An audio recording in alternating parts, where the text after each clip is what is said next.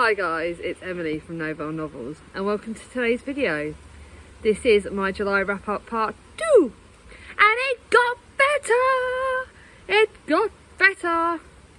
Yes, part 1, bit of a disaster. Part 2, friggin' amazing. I got loads of 5 stars, I read what I liked, I mood read, I am so happy. So, if you don't like the stats, skip forward about 3 minutes. If you do, here they are. Got some good news, some, well, we'll think about it. So, I read a total of 32 books this month. 31 of those were off my unread TBR. I gained 29 books. That number is going to be so much higher in August, considering I'm filming this on the 1st of August and I've already bought 16 books.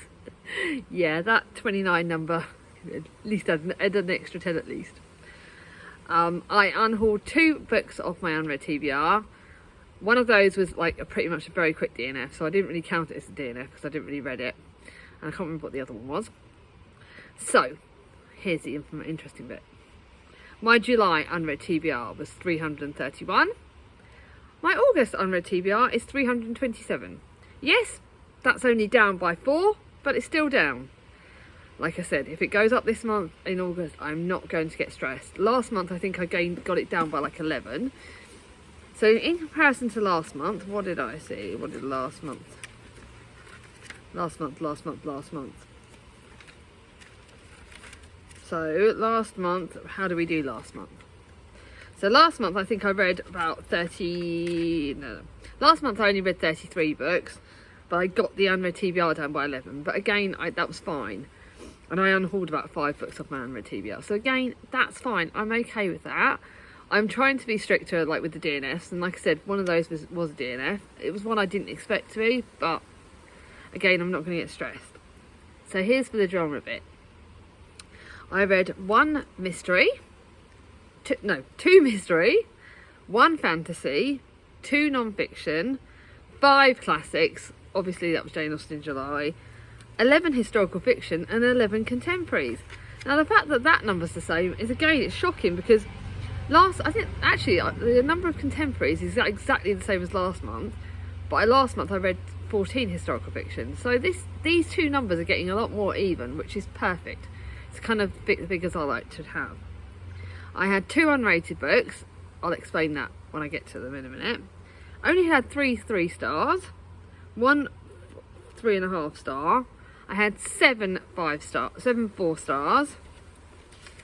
4.5 stars. That was a lot of those were in the first half, and 11 5 stars. Bear in mind, 1 2 3 4 5 6, 8 5-star stars have been in the second half. That is how good the second half has been. So I'm really happy with these stats. Again, that is another figures. I like to compare it. I do like comparing my one-on-one. So I read about similar amount of 4 stars to what I did last time. Less 5 stars than June. Similar on the 4.5 stars. That was very similar. But I read a lot less 3.5 stars and 3 stars. So again, and I didn't even have any 2 stars or 2.5 stars. But the unrated books have got a reason. So I will get to them now. So now is the bit where I'm going to show you the books I've read.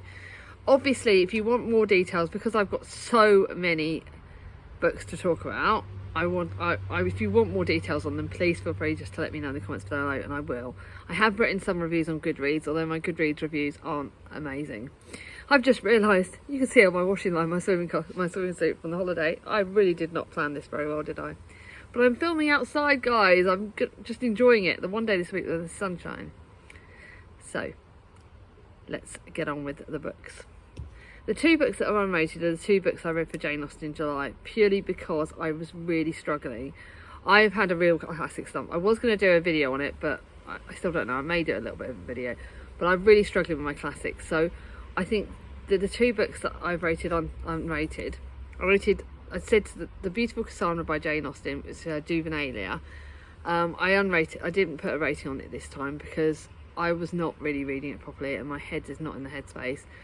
Going forward in August and September, I'm not reading any classics, and for Victober, I'm going to be very pernickety on which classics I read. And I think December and October, I'm really going to take a bit of a chill pill with the classics. But I didn't rate that because of that reason, and I also didn't rate Evelina by Frances Burney because I really struggled with it. Although I've just watched Katie from Books and Things video, and I was debating whether to get this or Belinda, but Katie actually raved about Belinda, so it's one to think about for next year. I think I might get that. This is written in a letter style format, and I really struggle with that. I didn't connect with it. I could barely tell you anything about this book, so I didn't think it was right to rate a book that I can't define. I can't tell you anything about it because I wasn't really reading it. I will say that obviously in July I've realised that how bad I've had quite bad depression and anxiety. Going forward, I'm not getting there. I've just had a holiday, so hopefully that'll mean my reading's got better, but I've really struggled with my focus and concentration. So that's why I didn't think it's fair to rate either of those. You'll see in a minute another classic, so kind of get on the gist of this. My last book of the month that I have rated, and this is 3 stars. And I've just realised I've turned over the page. I need to be on this page. So this is 3 stars, and this was the last book I read. I finished that yesterday. It was A Keeper of Stories by Sally Page. I bought this from Amazon. I don't know what I expected of it, but it wasn't what I expected. It was 3 stars. I'm not saying the writing's bad. It was slow paced. It was one that I thought it was going to be historical fiction with the picture. The cover is very deceiving. I'm annoyed at myself because I bought it full price at Amazon. Can't remember how much. I don't think I paid very much, but I expected so much more than this. Everyone has a story to tell, but does Janice have the courage to unlock her own? I was expecting a bit of magical feeling, a bit of historical fiction. It's actually a contemporary. Janice's story is actually very emotional, very hard-hitting. This does talk about very interesting relationships. There are some triggers in this, and I found that quite hard, especially it was the wrong bit to read at the end of the holiday, and I'm a bit disappointed. But this will be going to the charity shop, so that's going to go bye-byes. I'll keep my classics because I want to read them again when I'm a bit in a better headspace. The Old Curiosity Shop by Charles Dickens. That will be the last one of my Dickens books I'm going to be reading. Sorry about this, my lorry park. Because like I said, I've paused my Charles Dickens book. I'm not going to say I'm not going to go back to them, but I'm going to go back to them when I'm in a better headspace and I can concentrate. But this was The Old Curiosity Shop. There was one character. This is one of his shorter books. It was only like 560 odd pages. No, 540 pages. But maybe I should have read this quicker. I read it over 2 months. It was a shorter book. Every time I put it down, I forgot about it. So going forward, those of you that are classic readers, do I try and read these bigger books more every day and literally just read them solidly? Or do I, because I only picked them up once a week and I was losing track of it and I was just losing myself. So give me some advice please in the comments down below how to read Dickens better, because this just did not work. And I can tell you about Little Nell, who I loved. That was a character in this I really did enjoy, but there isn't much else I could tell you about it. It was an alright book. It wasn't Dickens' worst book. I certainly love Little Nell and I did really grow accustomed to her. But I couldn't really tell you much else about that. And that's what's really sad, because I know Katie from Books and Things loves Charles Dickens and I was just really struggling. So, sad about that. It's going back on my shelves. I will try that. Then to my 3.5 star book, and this is a book that's going back to the charity shop because it was a real cosy contemporary. It was just a real, I've discovered that I actually think she's quite a fun book. It was bought it because it was a summer book, The Rose Petal Summer by Katie Ford. It was one from my charity shop. She recognised him the moment she entered the room.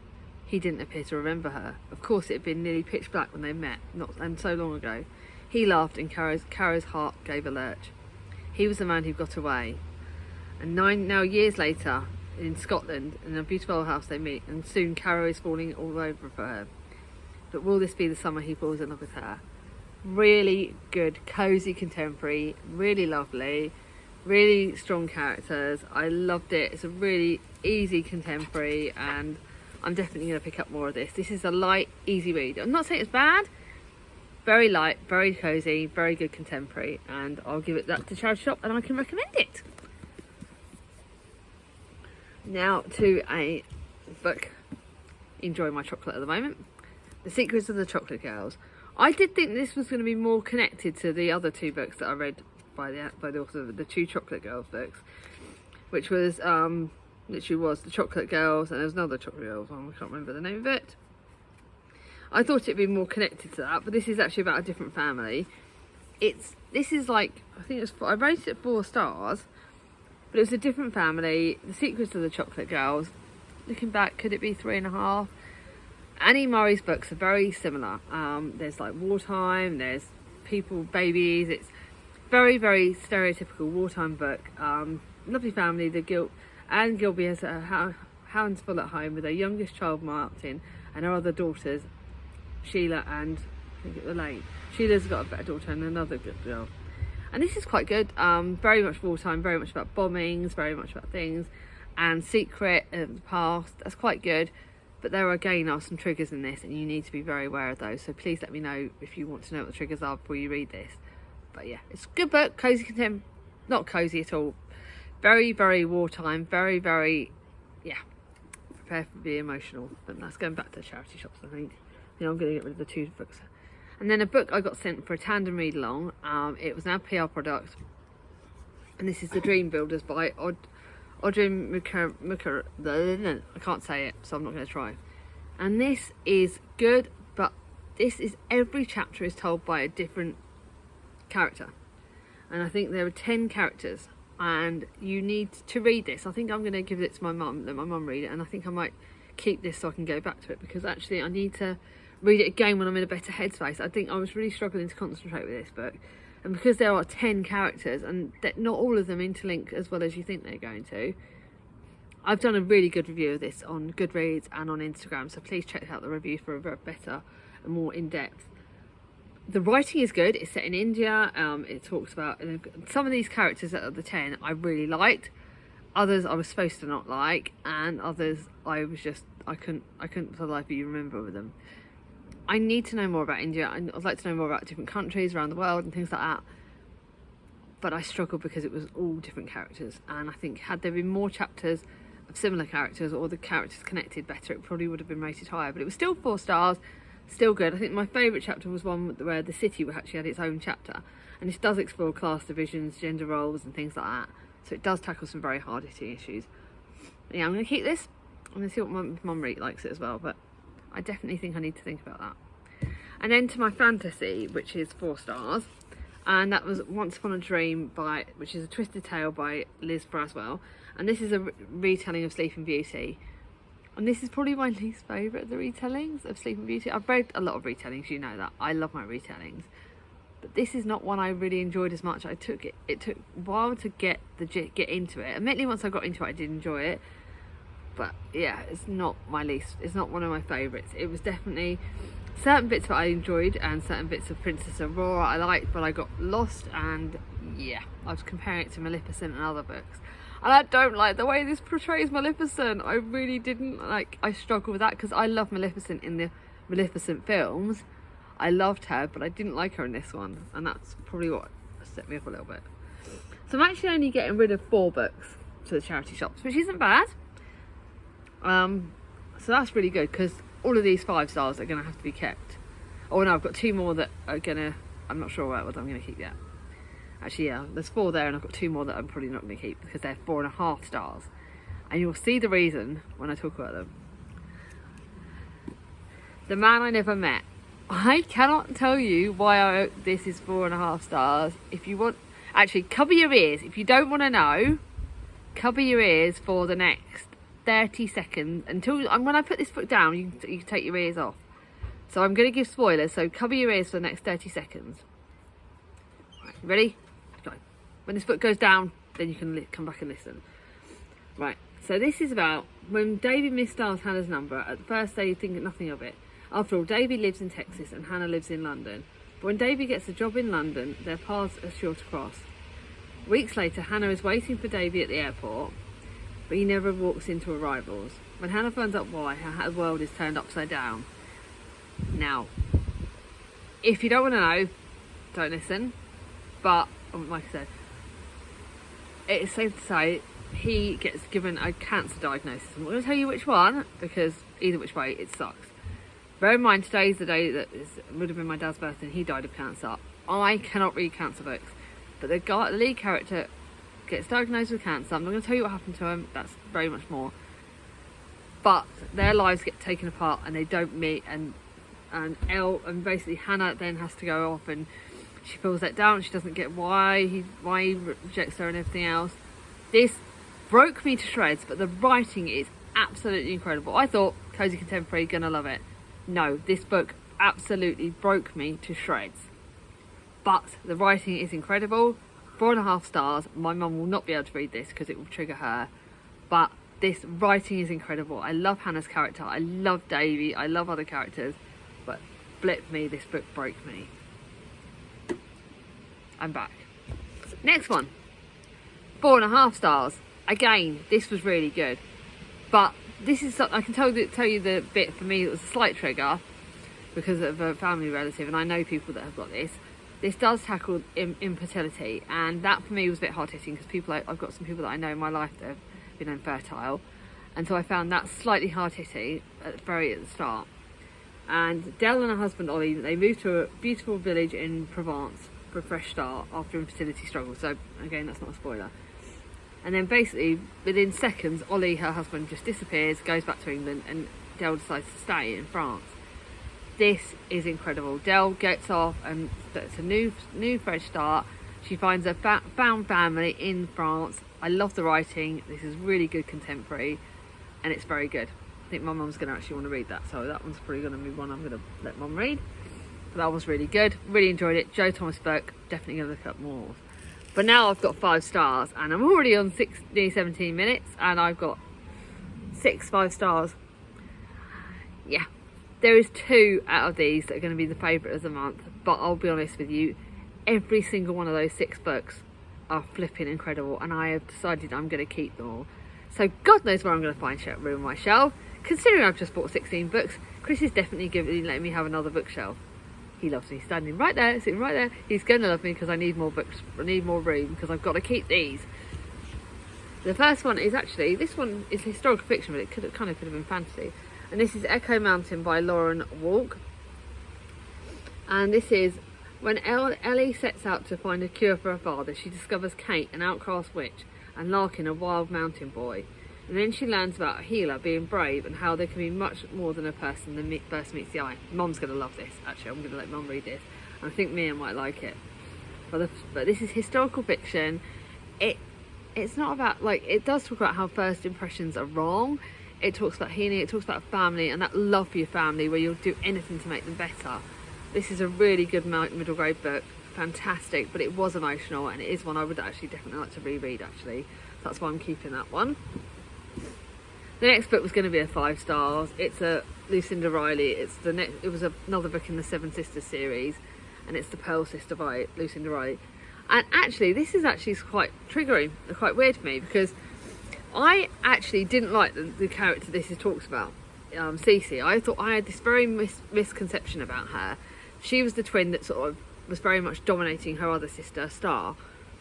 Not twin, but you know, they were from the sort of sister. And I didn't like Cece from what I'd read about her in other books, but this book was her story. And Cece has dyslexia, and that's talked about quite early on, and that's dealt with well.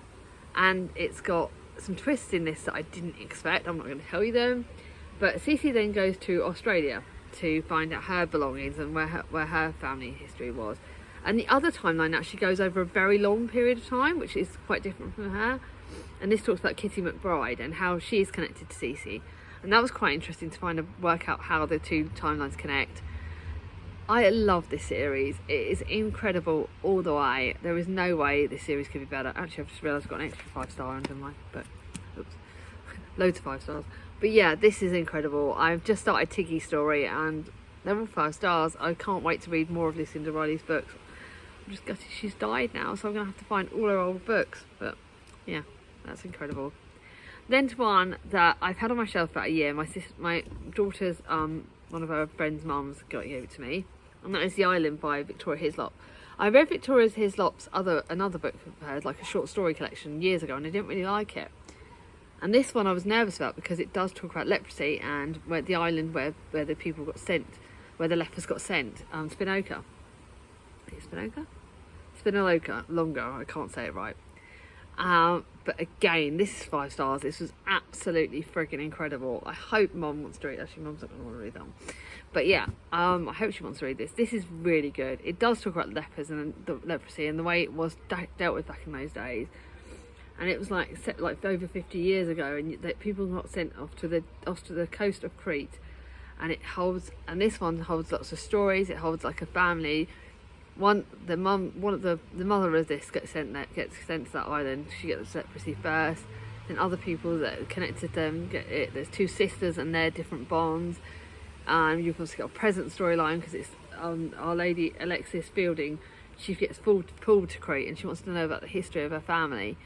And she finds out about how that island that they got sent to was connected to her. And it's very hard-hitting, very emotional, very, very sad, but beautifully written. It's an incredible 5-star book, and one that I just can't believe is so good. I now want to pick up more of the author's work, and I know they've got loads of them in my charity shop, so yeah, I'll be picking those up. The next one I think Mum will want to read. This is The Summer Trip by Isabel Broom. I took this one and The Sunrise Sisterhood on holiday with me, and it was a great holiday read. This one again, this one's actually set in Corfu. What have I got to think about Corfu and Greece? I know it's because I think it's where I went to Corfu. It's my only abroad holiday when I was in my early 20s before I met Chris. But this is like, it's got 2 timelines. 18 years ago, Ava spent the summer in the Greek island of Corfu, and she's never forgotten what happened to her during those months or who she left behind. Now single and estranged from her family and preparing to wave her daughter off to university, Ava's life feels a million miles away. And then she gets drawn to go back to Corfu, and her past and her present all connect, and it's about Ava and her sisters. So she's got 2, I think she's got 2 sisters. They get taken to Corfu. You've got the family connections. You've got how families are not necessarily all like 2.4 children, and all the relationships don't have to be amazing. Some people aren't close to their sisters, some people are different, and again the sibling bond there's dealt with very well. Fantastic book. Isabel Broom just never disappoints. I love this. It took me a little bit longer to get into, but again that's probably my headspace. Fantastic book all the way. Then to a book that I loved. I love Cathy Bramley's writing. She is one of my favourite contemporary authors, as you well know.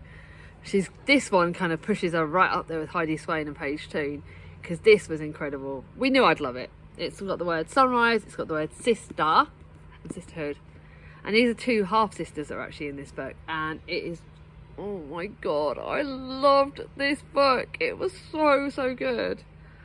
Oh my god, it was just amazing. And summer has arrived in Salcombe, and to Liz's relief, so has her beloved goddaughters Sky and Claire's baby Ivy. The catering business Liz started with Claire's late mother Jen is failing, and she needs both women to help to rescue it. The sisters are half sisters, and that dynamic again is dealt with really well. You've got all 3 of those leading ladies got their own problems, their own issues. All 3 of them are absolutely incredible and inspiring in their own different ways. And the way those disjointed relationships start off at the start of the book and the way they develop over the course of the book is incredible, and I thoroughly love this. I'm gonna have to reread it. Thinking I need to go and I need to reread a load of Cathy Bramley's books because they're just so good. But I always feel guilty rereading because I've got loads of unread books to read. But yeah, Mum's definitely gonna love that one, so that's there. Then to a book that I read because even though it's not technically my month of reading Charlie from Charles Heathcote's favourite author, I know he loves Rachel Joyce, and I've had this on my shelves for ages, and it's The Unlikely Pilgrimage of Harold Fry. Mum will definitely want to read this, and it is actually the author's first work, and I've read her other books. I've read The Music Shop, and I've read the Miss Benson's Beetle, and I enjoyed both of those, but this was incredible. You got this old guy who just randomly, he's going off to post a letter, he just carries on walking. And he goes on a pilgrimage to find this lady who wrote in this letter years ago. And he goes off he thinks he's saving her. And it's an incredible story. It's slow paced, it's chill, but it really tackles so many issues, and I thoroughly loved it. I've got the next one about Queenie Hennessy, which is the lady he's going to. I'll read that soon enough. And then the Tales of Maureen Fry or something, that's the next book. I will want to read that as well because this is just incredible. Thoroughly loved it. Mum's definitely like that. Then to one Mum is not going to like, but I love, and that is Bridgerton. That is the An Offer from a Gentleman, and this one has got, it's the only book apparently that's like a fairy tale retelling, and this is like a Cinderella retelling, but it's with Bridgerton, so with a bit of sauce and a bit of naughtiness. And I love the Bridgerton brother who's in this. I love him. Benedict, he's so sexy. I can't wait to watch the new Bridgerton series. But even though that's going to tackle the book that actually follows this, but oh my God, Benedict in the film is so sexy in the TV series. This is friggin' brilliant. I love the Bridgerton books. They're saucy, they're easy to read, they're fun, they're sort of set in that Jane Austen era, apparently, Regency era. Loved it. Then last but not least, another book that I love. This was given to me by the lovely Jem from Gemma Books. This is Take My Hand by Dolene Perkins Valdez. I hope this is in the next round of the BookTube prize. This has more triggers than you can shake your noggins at. Very, very hard hitting, but the writing is incredible. I picked this up sort of in the second half, early on in the second half, because I didn't want to take this on holiday because it is very triggering, but it's incredible. It talks about a time in American history that in the 1970s where basically we had a lot of racial prejudices, obviously even back then, and the way the black people were treated was just incredibly awful. And especially this was set in the South, in the Montgomery, Alabama, and that was where that racism was just, oh my God, and bigotry, it was just horrible. And some of the things that happen in this is very, very triggering, but the writing's incredible. You love the lead character that we're talking about, Sybil Townsend, and you feel for her, and you have to really keep reading. You want there to be some hope, and it's very triggering, but the writing's incredible. I think this deserves to be on the BookTube prize. It should have got some more awards, to be honest, because it is such an amazing book and it just really needs to be shouted about. So if you're prepared for the hard-hitting bits, pick this up. So yeah, for my favourites, one sort of harder hitting, very depressing book, but the writing is incredible. That's one of my favourites. And the other, Sunrise Sister by Kathy Brownlee, incredible writing. They're my two favourites. Yes, they're not Jane Austen July related. I am so sorry that Jane Austen July was not a success for me for this year. I pray Victober goes better, because I'm absolutely nervous as with my classic slump. But I had a good reading month in the second half, and I'm hoping that the books I picked for August have been good. It's the first. I've already started 2 books and they're all already incredible. But how was your July? Did you have a successful reading? Let me know what your favourite books are for in July. And I hope you're all just taking care. Please go forward in what's left of August. Is going to be a month where if you've got children, they're going to be off. Let's all have a good August. Let's all have a month where we focus on having fun with our kids if we've got them, if we've got time, enjoying the sun if it eventually comes out again, and just take care. Sending you all loads of love. If you like this video, give it a thumbs up. If you're new to my channel, not subscribed yet, ring on my ding-a-ling, and I'll see you all soon. Bye bye.